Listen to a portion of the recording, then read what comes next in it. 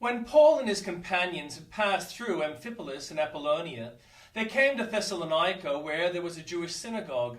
As was his custom, Paul went into the synagogue, and on 3 Sabbath days he reasoned with them from Scriptures, explaining and proving that the Messiah had to suffer and rise from the dead. "This Jesus I am proclaiming to you is the Messiah," he said. Some of the Jews were persuaded and joined Paul and Silas, as did a large number of God-fearing Greeks and quite a few prominent women. But other Jews were jealous, so they rounded up some bad characters from the marketplace, formed a mob, and started a riot in the city. They rushed to Jason's house and searched for Paul and Silas in order to bring them out to the crowd. But when they did not find them, they dragged Jason and some other believers before the city officials, shouting, "These men who have caused trouble all over the world have now come here, and Jason has welcomed them into his house. They are all defying Caesar's decrees, saying that there is another king, one called Jesus." When they heard this, the crowd and the city officials were thrown into turmoil. Then they made Jason and the others post bond and let them go. As soon as it was on night, the believers sent Paul and Silas away to Berea.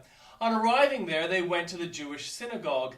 Now the Berean Jews were of more noble character than those in Thessalonica, for they received the message with great eagerness and examined the Scriptures every day to see if what Paul said was true.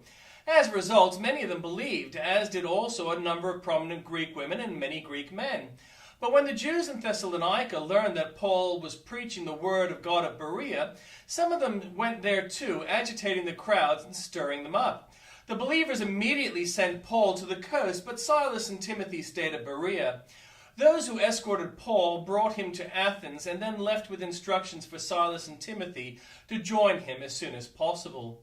And the Old Testament reading, "Blessed is the one who does not walk in step with the wicked, or stand in the way that sinners take, or sit in the company of mockers, but whose delight is in the law of the Lord, and who meditates on his law day and night. That person is like a tree planted by a stream of water, which yields its fruit in season, and whose leaf does not wither. Whatever they do prospers. Not so the wicked. They are like chaff that the wind blows away. Therefore the wicked will not stand in the judgment, nor sinners in the assembly of the righteous.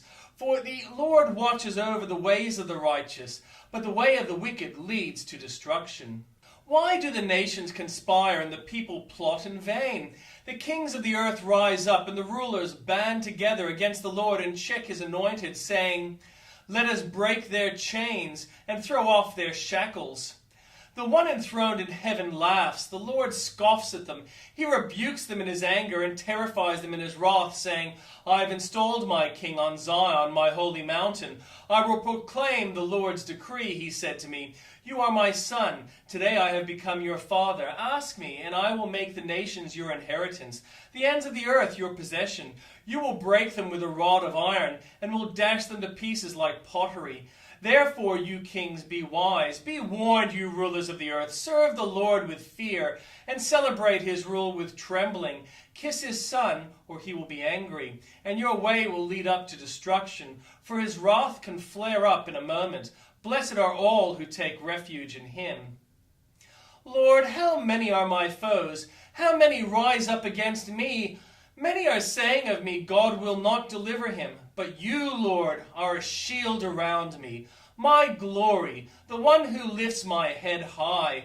I call out to the Lord, and he answers me from his holy mountain.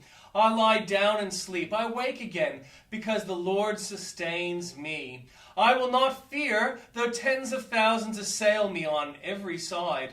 Arise, Lord, deliver me, my God. Strike all my enemies on the jaw. Break the teeth of the wicked. From the Lord comes deliverance. May your blessing be on your people."